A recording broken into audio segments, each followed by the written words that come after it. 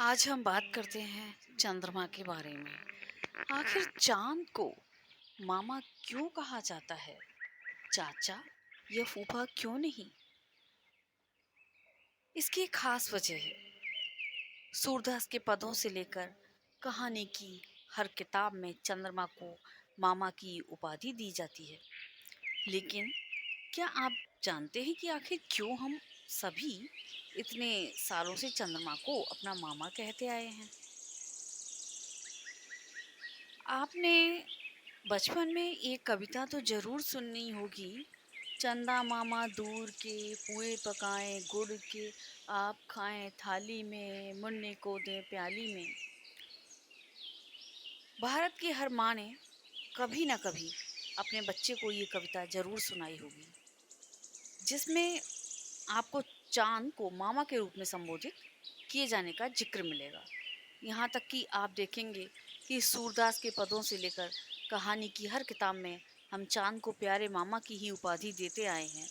लेकिन क्या आपने इतने सालों में कभी ये सोचा है कि आखिर चांद को मामा की उपाधि क्यों दी गई है, चाचा या फूफा की क्यों नहीं?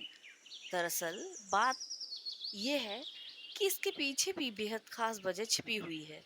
ऐसे ही चांद को मामा नहीं कहा जाता है। आइए अब हम जानते हैं आखिर भारत की हर माँ चांद को अपना भाई यानी मामा कहकर क्यों संबोधित करती है।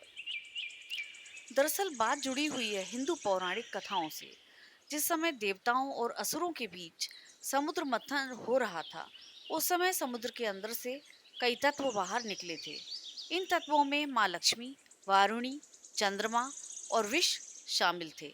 समुद्र मंथन से निकलने के बाद माता लक्ष्मी भगवान श्री विष्णु के पास चली गई थी। अब हिंदू मान्यताओं के अनुसार हम सभी लक्ष्मी जी को अपनी माता मानते हैं।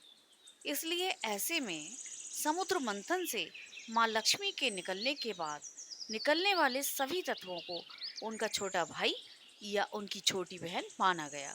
और चंद्रमा माँ लक्ष्मी के बाद समुद्र मंथन से निकले थे, इसलिए वह माँ लक्ष्मी के छोटे भाई कहलाए।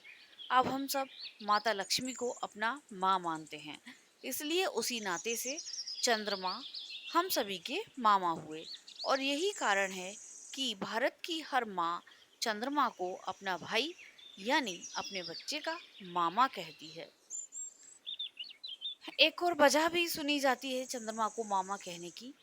इसके अलावा चंद्रमा को मामा कहने के पीछे एक दूसरी वजह भी है। दरअसल हम सभी जानते हैं कि चांद पृथ्वी के चारों ओर चक्कर लगाता है और दिन रात उसके साथ कई भाई एक भाई की तरह रहता है।